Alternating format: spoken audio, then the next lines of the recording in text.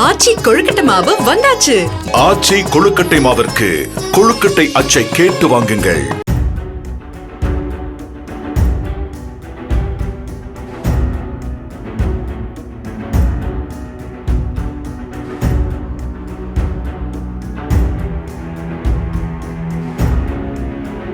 விழுப்புரம் மாவட்டத்தில் வீட்டின் கழிவு நீரை வெளியேற்றுவதில் ஏற்பட்ட தகராறில் பக்கத்து வீட்டுக்காரரை கொலை செய்த வழக்கில் 3 பேருக்கு ஆயுள் தண்டனை மற்றும் தலா 10,000 ரூபாய் அபராதம் விதிக்கப்பட்டுள்ளது.